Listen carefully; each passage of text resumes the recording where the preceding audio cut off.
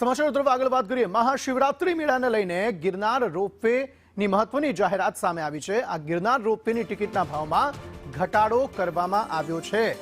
રૂપિયા 699ની ટિકિટ હવે 630 રૂપિયામાં મળશે। 11 થી લઈ 15 ફેબ્રુઆરી 5 દિવસ આ ભાવ ઘટાડો લાગુ રહેશે। મેળા દરમિયાન ભક્તોને તેનાથી મોટી રાહત મળશે। કેતન ઓઝા વધુ માહિતી આપી રહ્યા છે। કેતન, જણાવશો શું વધુ વિગતો?